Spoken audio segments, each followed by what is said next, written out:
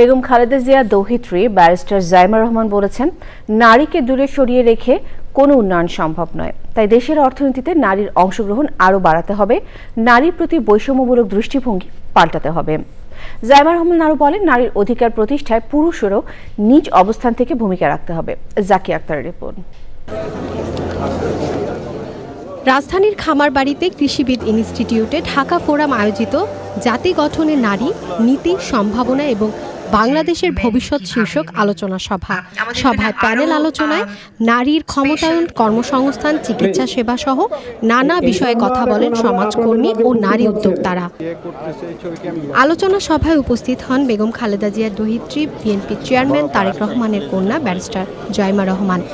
দেশের নীতি নির্ধারণী বিষয়ে দেওয়া প্রথম বক্তব্যে জাইমা বলেন, নিজের ছোট্ট জায়গা থেকেও সমাজের জন্য, দেশের জন্য কিছু করার আন্তরিকতা সবার মধ্যে থাকতে হবে। আমাদের আদর্শ আলাদা, অভিজ্ঞতা আলাদা, দৃষ্টিভঙ্গিও আলাদা, কিন্তু তারপরেও আমরা একসাথে বসেছি, আলোচনা করছি, কারণ আমরা সবাই দেশের জন্য, দেশের মানুষের জন্য ভাবছি।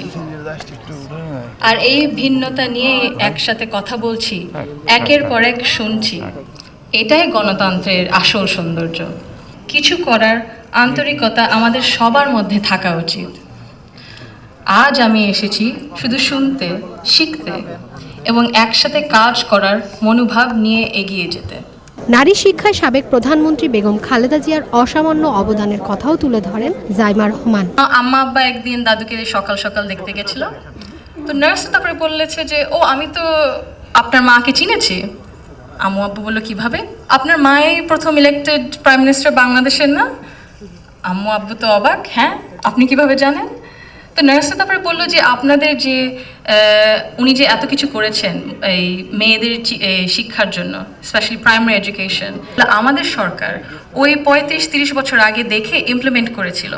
আর ওই কারণে লক্ষ লক্ষ মেয়েরা গ্রাম অঞ্চলে, ওদের দেশে গ্রাম অঞ্চলে বিভিন্ন জায়গা সদরে এখনো শিক্ষা পাচ্ছে, অন্তত প্রাইমারি এডুকেশন লেভেলে। সো ভাবলাম একটু শেয়ার যদি করে এখানেই করবো আপনাদের সাথে।